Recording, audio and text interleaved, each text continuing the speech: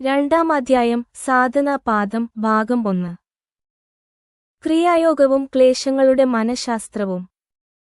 ക്രിയായോഗം സാധനയുടെ പ്രായോഗിക മുഖം.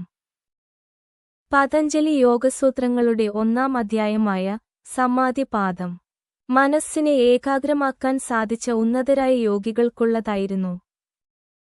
എന്നാൽ രജോഗുണത്തിന്റെയും തമോഗുണത്തിന്റെയും സ്വാധീനത്താൽ നിരന്തരം ചഞ്ചലമായി കൊണ്ടിരിക്കുന്ന സാധാരണക്കാരുടെ മനസ്സിനെ എങ്ങനെ യോഗാവസ്ഥയിലേക്ക് ഉയർത്താം? വ്യാസമുനിയുടെ ഈ ചോദ്യത്തിനുള്ള ഉത്തരമായാണ് പതഞ്ജലി 2-ാമത്തെ അധ്യായമായ സാധനാപാദം ആരംഭിക്കുന്നത്. 1-ാമത്തെ സൂത്രം തന്നെ ഈ പ്രായോഗിക മാർഗത്തെ നിർവചിക്കുന്നു. തപ സ്വാധ്യായേശ്വര പ്രണിധാനാനി ക്രിയായോഗം, അഥവാ തപസ്, സ്വാധ്യായം, ഈശ്വരപ്രണിധാനം എന്നിവ ചേർന്നതാണ് ക്രിയായോഗം. ഇന്ദ്രിയങ്ങളെ അവയുടെ ഭൗതികമായ ആസക്തികളിൽ നിന്ന് പിന്തിരിപ്പിച്ച് ശാരീരികവും മാനസികവുമായി ശുദ്ധീകരിക്കുന്ന പ്രക്രിയയാണ് തപസ്. ഇത് കർമ്മയോഗത്തെ പ്രതിനിധീകരിക്കുന്നു. മോക്ഷദായകമായ ഗ്രന്ഥങ്ങളുടെ പഠനവും പവിത്രമായ ഓങ്കാര ജപവുമടങ്ങുന്ന സ്വാധ്യായം ജ്ഞാനയോഗത്തെയും തന്റെ കർമ്മഫലങ്ങളെല്ലാം ഈശ്വരന് സമർപ്പിക്കുന്ന ഈശ്വരപ്രണിധാനം ഭക്തിയോഗത്തെയും സൂചിപ്പിക്കുന്നു. ഈ ക്രിയായോഗത്തിന്റെ ലക്ഷ്യമെന്താണ്? 2-ാമത്തെ സൂത്രം പറയുന്നു, സമാധിഭാവനാർത്ഥ ക്ലേശനൂകരണാർത്ഥശ്ച. അതായത് സമാധി അവസ്ഥയെ എളുപ്പത്തിൽ വളർത്തിയെടുക്കാനും മനുഷ്യനെ ജനനമരണ ചക്രങ്ങളിൽ ബന്ധിക്കുന്ന ക്ലേശ അങ്ങളെ ദുർബലപ്പെടുത്താനുമാണിത്. വിജ്ഞാനഭിഷുവിന്റെ അഭിപ്രായത്തിൽ കർമ്മം, ജ്ഞാനം, ഭക്തി എന്നിവ സമന്വയിപ്പിച്ച ഈ ക്രിയായോഗത്തിലൂടെ മനസ്സിലെ അശുദ്ധികളെ ഇല്ലാതാക്കുമ്പോൾ സത്വഗുണം സ്വയം പ്രകാശിക്കുകയും സമാധി എളുപ്പമാവുകയും ചെയ്യുന്നു. പഞ്ചക്ലേശങ്ങൾ മനുഷ്യദുഃഖത്തിന്റെ അടിസ്ഥാന കാരണങ്ങൾ. 3-ാമത്തെ സൂത്രം മനുഷ്യനെ ബന്ധിക്കുന്ന ആ 5 ക്ലേശങ്ങളെ വ്യക്തമാക്കുന്നു. അവിദ്യ അഥവാ അജ്ഞാനം, അസ്മിത അഥവാ അഹങ്കാരം, രാഗം അഥവാ ആസക്തി, ദ്വേഷം അഥവാ വെറുപ്പ്, അഭിനിവേശം അഥവാ മരണഭയം എന്നിവയാണവ. മനുഷ്യന്റെ എല്ലാ ദുഃഖങ്ങൾക്കും കാരണം ബോധലത്തിലോ ഉപബോധലത്തിലോ വേരൂന്നിയിരിക്കുന്ന ഈ 5 ക്ലേശങ്ങളാണ്. 4-ാമത്തെ സൂത്രത്തിൽ പതഞ്ജലി ഒരു സുപ്രധാന മനഃശാസ്ത്ര സത്യം വെളിപ്പെടുത്തുന്നു. അവിദ്യ ക്ഷേത്രമുത്തരാണാം പ്രസുപ്തതനുവിച്ഛിന്നോധാരാണാം. അതായത് ബാക്കിയുള്ള 4 ക്ലേശങ്ങൾക്കും വളരാനുള്ള അടിസ്ഥാന ഭൂമിയാണ് അവിദ്യ. ഈ ക്ലേശങ്ങൾ മനുഷ്യ മനസ്സിൽ പ്രധാനമായും 4 അവസ്ഥകളിലാണ് കാണപ്പെടുന്നത്. 1-ാമതായി പ്രസുപ്തം അഥവാ ഉറങ്ങിക്കിടക്കുന്ന അവസ്ഥ. വിത്തുകൾ മണ്ണിൽ കിടക്കുന്നതുപോലെ ഇവ ഉപബോധ മനസ്സിൽ നിർജ്ജീവമായി കിടക്കുന്നു. 2-ാമതായി തനു അഥവാ ദുർബലമായ അവസ്ഥ. യോഗാഭ്യാസങ്ങളിലൂടെ ക്ലേശങ്ങളെ ദുർബലപ്പെടുത്തിയ അവസ്ഥയാണിത്. 3-ാമതായി വിച്ഛിന്നം അഥവാ ഇടവിട്ട് വരുന്നത്. ഉദാഹരണത്തിന് ഒരാളോട് കടുത്ത പ്രണയം തോന്നുമ്പോൾ മറ്റൊരാളോടുള്ള വെറുപ്പ് താൽക്കാലികമായി അപ്രത്യക്ഷമാകുന്നു. 4-ാമതായി ഉദാരം അഥവാ സജീവമായ അവസ്ഥ. ഏതെങ്കിലും ഒരു സാഹചര്യത്തിൽ ക്ലേശങ്ങൾ അതിന്റെ പൂർണ്ണശക്തിയോടെ ഉണർന്നു പ്രവർത്തിക്കുന്നതാണിത്. അടിസ്ഥാന കാരണമായ അവിദ്യ ഇല്ലാതാകുമ്പോൾ ഈ ക്ലേശങ്ങളെല്ലാം തന്നെ വേരോടെ ഇല്ലാതാകുന്നു. അവിദ്യ, അജ്ഞാനത്തിന്റെ യഥാർത്ഥ സ്വരൂപം. എന്താണ് യഥാർത്ഥത്തിൽ ഈ അവിദ്യ? 5-ാം സൂത്രം അതിനെ അതിമനോഹരമായി നിർവചിക്കുന്നു. അനിത്യശുചിതുകാനാത്മസു നിത്യശുചിസുഖാത്മക്യാതിരവിദ്യ. നിത്യവും ശാശ്വതമായത്, ശുദ്ധവും ആനന്ദദായകവും യഥാർത്ഥ ആത്മാവുമായ ഒന്നിനെ അനിത്യവും നശ്വരമായത്, അശുദ്ധവും ദുഃഖപൂർണവും അനാത്മാവുമായ ശരീരമോ മനസ്സോ ആണെന്ന് തെറ്റിദ്ധരിക്കുന്നതാണ് അവിദ്യ. കേവലം അറിവില്ലായ്മയല്ല അവിദ്യ, മറിച്ച് തെറ്റായ ഒരു അറിവിനെ സത്യമാണെന്ന് വിശ്വസിക്കുന്നതാണ്. ഉദാഹരണത്തിന് ഇരുട്ടിൽ കിടക്കുന്ന ഒരു കയറിനെ പാമ്പാണെന്ന് തെറ്റിദ്ധരിക്കുന്നതുപോലെ നശ്വരമായ ഈ ഭൗതിക ശരീരത്തെയും ലോകത്തെയും ശാശ്വതമാണെന്ന് മനുഷ്യൻ കരുതുന്നു. ശരീരത്തിന്റെ സൗന്ദര്യവും ആകർഷണവും വെറും പുറംമോടി മാത്രമാണെന്നും യഥാർത്ഥത്തിൽ അത് വിസർജ്യങ്ങളും അശുദ്ധികളും നിറഞ്ഞ ഒരു പാത്രമാണെന്നും തിരിച്ചറിയാൻ അവിദ്യ നമ്മെ അനുവദിക്കുന്നില്ല. ഈ അവിദ്യയാണ് ജനനമരണ സംസാരചക്രത്തിന്റെ അടിസ്ഥാന കാരണം. അസ്മിത, അഹങ്കാരത്തിന്റെ ജനനം. ഈ അവിദ്യയിൽ നിന്നുണ്ടാകുന്ന രണ്ടാമത്തെ ക്ലേശമാണ് അസ്മിത അഥവാ അഹങ്കാരം. ആറാമത്തെ സൂത്രം പറയുന്നു, ദൃഗ്ദർശനശക്തിയോരേകാത്മദേവാസ്മിത. കാണുന്നവനായ പുരുഷനെയും ശുദ്ധബോധം അഥവാ ആത്മാവ്, കാണാനുപയോഗിക്കുന്ന ഉപകരണമായ ദർശനശക്തിയെയും ബുദ്ധിയെയും ഒന്നാണെന്ന് തെറ്റിദ്ധരിക്കലാണ് അസ്മിത. ദ്രഷ്ടാവായ ആത്മാവ് പൂർണ്ണമായും മാറ്റമില്ലാത്ത ഒന്നാണ്. എന്നാൽ ഉപകരണം മാത്രമായ ബുദ്ധി പ്രകൃതിയുടെ ഗുണങ്ങൾക്കനുസരിച്ച് നിരന്തരം മാറിക്കൊണ്ടിരിക്കുന്നു. ഇവ രണ്ടും ഒന്നാണെന്ന മിഥ്യാധാരണയാണ് അസ്മിത. ബുദ്ധിയിലുണ്ടാകുന്ന മാറ്റങ്ങളെയും വികാരങ്ങളെയും ആത്മാവ് തന്റേതായി തെറ്റിദ്ധരിക്കുന്നു. ഉദാഹരണത്തിന്, കണ്ണട വെച്ച് കാഴ്ച കാണുന്ന ഒരാൾ താൻ തന്നെയാണ് ആ കണ്ണട എന്ന് വിശ്വസിക്കുന്നതുപോലെയുള്ള ഒരു വലിയ മിഥ്യാധാരണയാണിത്. ഈ മിഥ്യാബോധമാണ് മനുഷ്യനെ ലൗകിക ബന്ധനങ്ങളിൽ കുടുക്കുന്നത്. രാഗവും ദ്വേഷവും സുഖദുഃഖങ്ങളോടുള്ള പ്രതികരണം. ഏഴാമത്തെയും എട്ടാമത്തെയും സൂത്രങ്ങൾ രാഗദ്വേഷങ്ങളെ വിശദീകരിക്കുന്നു. മുൻപ് അനുഭവിച്ച ഒരു സുഖം വീണ്ടും അനുഭവിക്കണമെന്ന അതിയായ ആഗ്രഹവും അതിനോടുള്ള മാനസികമായ ഒട്ടിനിൽക്കലുമാണ് രാഗം. സുഖാനുശയി രാഗ. സുഖം നൽകുന്ന വസ്തുക്കളോടോ വ്യക്തികളോടോ ഉള്ള ഈ ആസക്തി ഒരിക്കലും പൂർണ്ണമായി തൃപ്തിപ്പെടുത്താനാവില്ല. നേരെ മറിച്ച്, മുൻപ് അനുഭവിച്ച ദുഃഖങ്ങളോടും അവയ്ക്ക് കാരണമായ വ്യക്തികളോടോ സാഹചര്യങ്ങളോടോ ഉള്ള കടുത്ത വെറുപ്പും പ്രതിരോധവുമാണ് ദ്വേഷം. ദുഃഖാനുശയി ദ്വേഷഃ. ഈ രാഗദ്വേഷങ്ങൾ രണ്ടും ഓർമ്മകളിൽ, സംസ്കാരങ്ങളിൽ നിന്നാണ് ഉടലെടുക്കുന്നത്. രാഗവും ദ്വേഷവും ഒരേ നാണയത്തിന്റെ രണ്ടു വശങ്ങൾ മാത്രമാണ്. ഭൗതികമായ സുഖങ്ങളോടുള്ള ആസക്തിയാണ് ആത്യന്തികമായി മനുഷ്യനെ പുതിയ കർമ്മങ്ങൾ ചെയ്യാൻ പ്രേരിപ്പിക്കുന്നതും സംസാരചക്രത്തിൽ തളച്ചിടുന്നതും. അഭിനിവേശം അഥവാ മരണഭയം. ഒൻപതാമത്തെ സൂത്രം ഏറ്റവും അടിസ്ഥാനപരമായ മാനസിക ഭയത്തെക്കുറിച്ചാണ് സംസാരിക്കുന്നത്. അഭിനിവേശം അഥവാ മരണഭയം. സ്വരസവാഹി വിദുഷോഭി തഥാരൂഢോഭിനിവേശ. സ്വന്തം ജീവനോടുള്ള ആസക്തിയും മരണഭയവും ഒരു സാധാരണക്കാരനെപ്പോലെ തന്നെ അറിവുള്ള വലിയ പണ്ഡിതന്മാരിലും കാണപ്പെടുന്നു. അതെന്തുകൊണ്ടാണ്?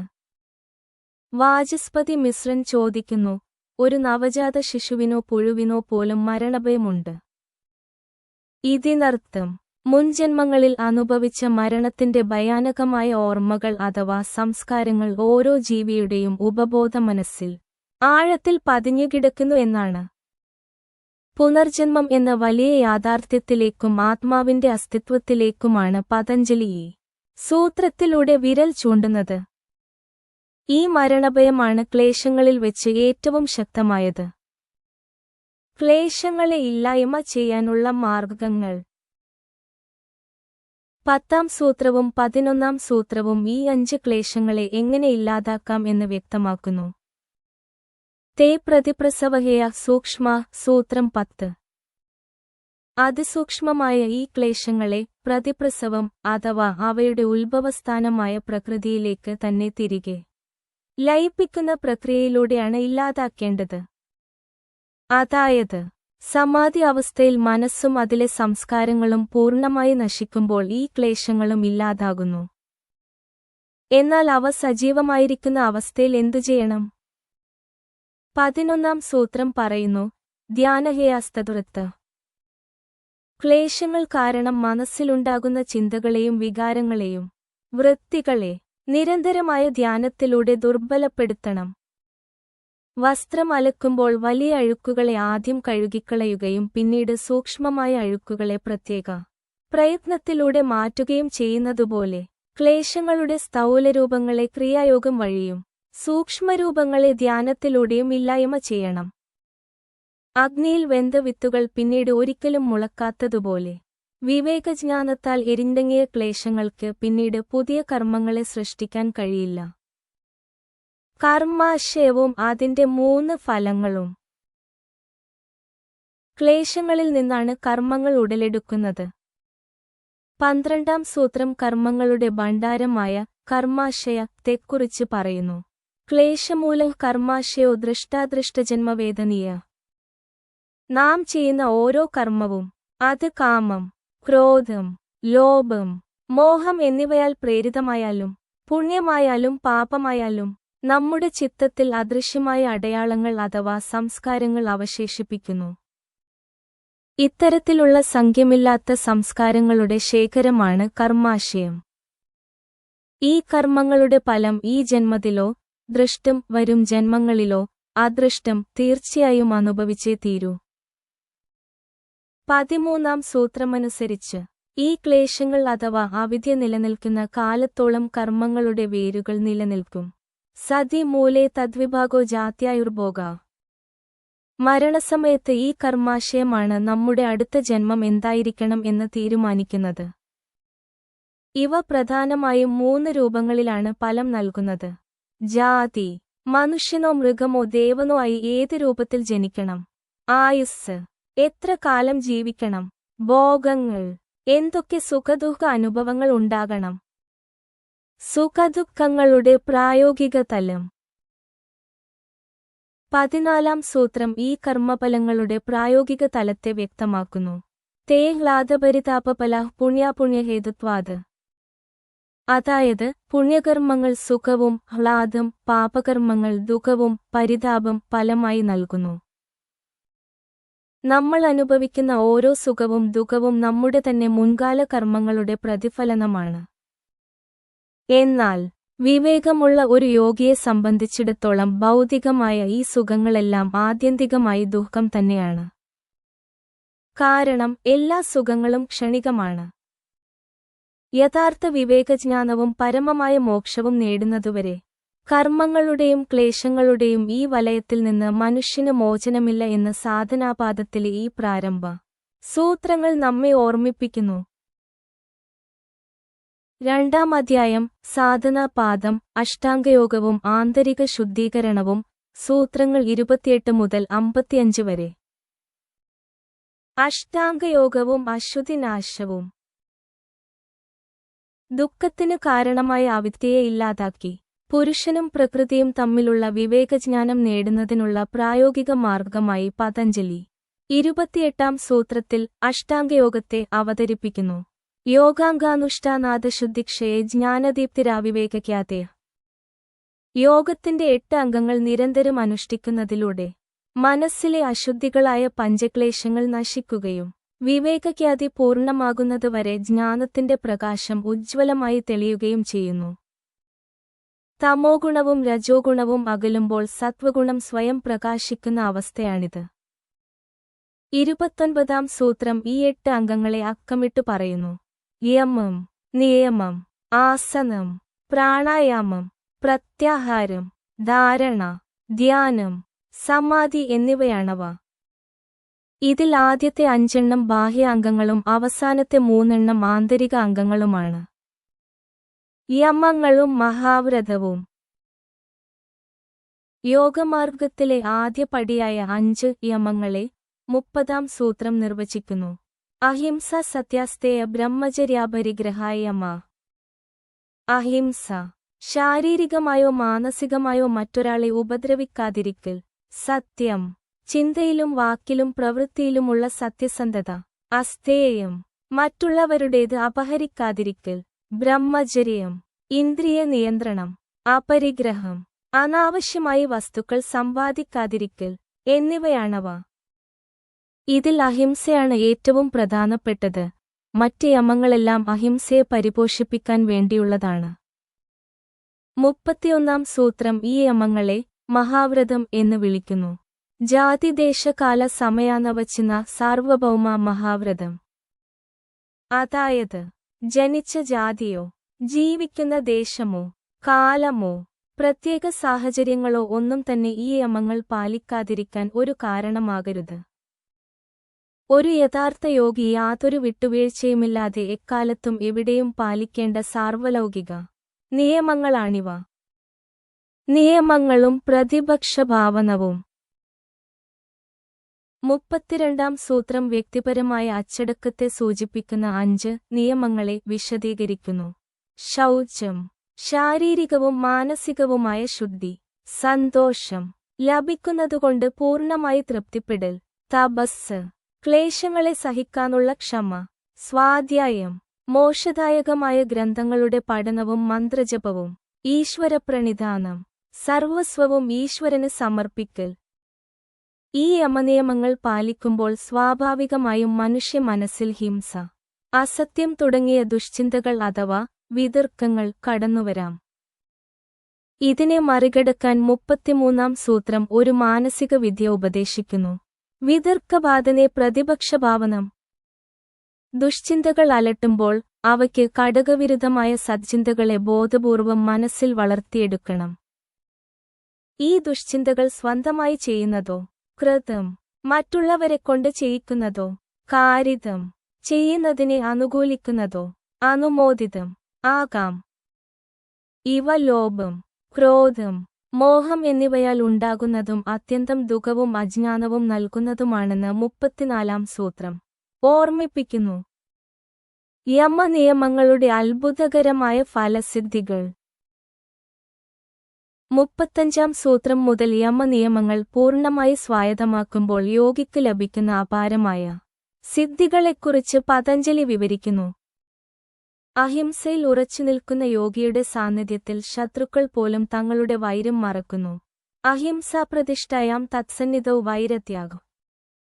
സത്യം ശീലിക്കുന്നവന്റെ വാക്കുകൾക്ക് കർമ്മങ്ങളെയും ഫലങ്ങളെയും നിയന്ത്രിക്കാനുള്ള ശക്തിയുണ്ടാകുന്നു. അസ്തേയം ശീലിക്കുന്നവനെ തേടി ലോകത്തിലുള്ള സകല രത്നങ്ങളും സമ്പത്തുകളും സ്വയം എത്തും. ബ്രഹ്മചര്യത്തിലൂടെ യോഗിക്ക് അപാരമായ ശാരീരികവും മാനസികവുമായ വീര്യം അഥവാ ഊർജ്ജം ലഭിക്കുന്നു. അപരിഗ്രഹം ശീലിക്കുന്നതിലൂടെ മുൻജന്മങ്ങളെക്കുറിച്ചും തന്റെ അസ്തിത്വത്തെക്കുറിച്ചുമുള്ള പൂർണ്ണമായ അറിവ് ജന്മഗതന്താസംബോധ യോഗിക്ക് ലഭിക്കുന്നു. നിയമങ്ങളിൽ ആദ്യത്തേതായ ശൗചം പാലിക്കുമ്പോൾ സ്വന്തം ശരീരത്തോടുപോലും വിരക്തി തോന്നുകയും മാനസികമായ തെളിമയും ഇന്ദ്രിയജയവും ആത്മദർശനത്തിനുള്ള യോഗ്യതയും കൈവരുന്നു. സന്തോഷത്തിൽ നിന്ന് ഉത്തമമായ സുഖവും ആനന്ദവും ലഭിക്കുന്നു. തപസ്സിലൂടെ അശുദ്ധികൾ നശിക്കുകയും ശരീരത്തിനും ഇന്ദ്രിയങ്ങൾക്കും അസാധാരണമായ സിദ്ധികൾ ലഭിക്കുകയും ചെയ്യുന്നു. സ്വാധ്യായത്തിലൂടെ താൻ ഉപാസിക്കുന്ന ഇഷ്ടദേവതയുടെ നേരിട്ടുള്ള ദർശനം ലഭിക്കുന്നു. ഒടുവിൽ ഈശ്വരപ്രണിധാനത്തിലൂടെ അനായാസമായി സമാധി സിദ്ധിക്കുകയും ചെയ്യുന്നു. സമാധിസിദ്ധിരീശ്വരപ്രണിധാനാത്. ആസനം സ്ഥിരതയുടെയും സുഖത്തിന്റെയും ദർശനം. അഷ്ടാംഗയോഗത്തിലെ 3-ാമത്തെ അംഗമായ ആസന-ത്തെ പതഞ്ജലി കേവലം 3 സൂത്രങ്ങളിലൂടെയാണ് നിർവചിക്കുന്നത്. സ്ഥിരസുഖമാസനം സൂത്രം 46. ശരീരത്തിന് യാതൊരുവിധ ബുദ്ധിമുട്ടുമില്ലാതെ ദീർഘനേരം സ്ഥിരമായും സുഖമായും ഇരിക്കാൻ കഴിയുന്ന അവസ്ഥയാണിത്. ഇത് എങ്ങനെ സാധ്യമാകും? 47-ാം സൂത്രം പറയുന്നു, പ്രയത്നശൈഥില്യാനന്ദസമാപത്തിഭ്യാം. ശാരീരികമായ പ്രയത്നങ്ങളെ പൂർണ്ണമായും അയച്ചുവിടുകയും അനന്തമായ ശൂന്യാകാശത്തിലോ അനന്തശേഷനിലോ മനസ്സിനെ ലയിപ്പിക്കുകയും വേണം. അപ്പോൾ ശരീരമില്ലാതാകുന്നതുപോലെയുള്ള ഒരു ശാന്തത കൈവരും. ആസനം പൂർണ്ണതയിലെത്തുമ്പോൾ ചൂടും തണുപ്പും പോലുള്ള ദ്വന്ദ്വങ്ങൾ യോഗിയെ ബാധിക്കില്ല. തതോ ദ്വന്ദ്വാനഭിഘാതം. ധ്യാനത്തിലേക്കും സമാധിയിലേക്കും കടക്കാനുള്ള അടിസ്ഥാന ശിലയാണ് ശരീരത്തിന്റെ ഈ നിശ്ചലാവസ്ഥ. പ്രാണായാമവും പ്രകാശാവരണത്തിന്റെ നാശവും. ആസനം സിദ്ധിച്ചു കഴിഞ്ഞാൽ അടുത്ത പടിയാണ് പ്രാണായാമം. തസ്മിൻ സതി ശ്വാസപ്രശ്വാസയോർഗതിവിച്ഛേദ പ്രാണായാമ. ശ്വാസം ഉള്ളിലേക്ക് എടുക്കുന്നതിനെയും ശ്വാസം പുറത്തേക്ക് വിടുന്നതിനെയും പ്രശ്വാസം നിയന്ത്രിച്ച് നിർത്തുന്നതാണിത്. 50-ാം സൂത്രമനുസരിച്ച് പ്രാണായാമം ബാഹ്യം, പുറത്തേക്ക് വിട്ടു നിർത്തൽ രേചകം, ആഭ്യന്തരം, ഉള്ളിലേക്കെടുത്ത് നിർത്തൽ പൂരകം, സ്തംഭവൃത്തി, ശ്വാസം എവിടെയാണോ അവിടെത്തന്നെ നിർത്തൽ കുംഭകം എന്നിങ്ങനെ 3 വിധമുണ്ട്. ദേശകാല സംഖ്യകൾക്കനുസരിച്ച് ഇവയെ നിയന്ത്രിക്കുമ്പോൾ ശ്വാസം ദീർഘവും അതിസൂക്ഷ്മവുമായിത്തീരുന്നു. എന്നാൽ 51-ാം സൂത്രം ബാഹ്യ ആഭ്യന്തര വിഷയങ്ങളെ പൂർണ്ണമായും അതിക്രമിക്കുന്ന 4-മതൊരു പ്രാണായാമത്തെക്കുറിച്ച് പറയുന്നു. ബാഹ്യാഭ്യന്തര വിഷയാക്ഷേപി ചതുർത്ഥ. ഇത് സ്വാഭാവികമായി സംഭവിക്കുന്ന ഒരു കേവല കുംഭകാവസ്ഥയാണ്. ഇപ്രകാരം പ്രാണായാമം ശീലിക്കുന്നതിലൂടെ യോഗിയുടെ ഉള്ളിലെ വിവേകജ്ഞാനത്തെ മറച്ചുപിടിച്ചിരിക്കുന്ന അവിദ്യയുടെ അഥവാ കർമ്മങ്ങളുടെ മൂടുപടം ക്ഷയിക്കുന്നു. തൽക്ഷ്യതെ പ്രകാശാവരണം. അതോടൊപ്പം ധാരണയ്ക്കുള്ള അഥവാ ഏകാഗ്രതയ്ക്കുള്ള പൂർണ്ണമായ യോഗ്യത മനസ്സിന് ലഭിക്കുകയും ചെയ്യുന്നു. ധാരണാസു ച യോഗ്യത മനസ്സ്. പ്രത്യാഹാരം, ഇന്ദ്രിയങ്ങളെ ഉൾവലിക്കൽ. അഷ്ടാംഗയോഗത്തിലെ 5ാമത്തെ അംഗമായ പ്രത്യാഹാരത്തോടെ സാധനാപാദം അവസാനിക്കുന്നു. സ്വവിഷയാസംപ്രയോഗേ ചിത്തസ്യ സ്വരൂപാനുകാര ഇവ ഇന്ദ്രിയാണാം പ്രത്യാഹാര. സൂത്രം 54. ഇന്ദ്രിയങ്ങൾ അവയുടെ ഭൗതിക വിഷയങ്ങളുമായി സമ്പർക്കമില്ലാതെ വരുമ്പോൾ ചിത്തത്തിന്റെ സ്വന്തം സ്വരൂപത്തെ അനുകരിക്കുന്നതുപോലെയാകുന്ന അവസ്ഥയാണിത്. തേനീച്ചക്കൂട്ടത്തിലെ റാണി എഴുന്നേൽക്കുമ്പോൾ മറ്റുള്ളവയും എഴുന്നേൽക്കുകയും റാണി ഇരിക്കുമ്പോൾ മറ്റുള്ളവയും ഇരിക്കുകയും ചെയ്യുന്നതുപോലെ ചിത്തം നിയന്ത്രിക്കപ്പെടുമ്പോൾ ഇന്ദ്രിയങ്ങൾ തനിയെ നിയന്ത്രിക്കപ്പെടുന്നു. ഇപ്രകാരം പ്രത്യാഹാരം സിദ്ധിക്കുന്നതിലൂടെ ഇന്ദ്രിയങ്ങളുടെ മേൽ പരമമായ നിയന്ത്രണം ലഭിക്കുന്നു എന്ന് അവസാനത്തെ 55ാം സൂത്രം വ്യക്തമാക്കുന്നു. തഹ പരമാവശ്യതേന്ദ്രിയാണാം. ഈ ബാഹ്യ അംഗങ്ങളുടെ പൂർണ്ണതയിലൂടെ യോഗി ധാരണ, ധ്യാനം, സമാധി എന്നീ ആന്തരിക അംഗങ്ങളിലേക്ക് പ്രവേശിക്കാൻ തയ്യാറാകുന്നു.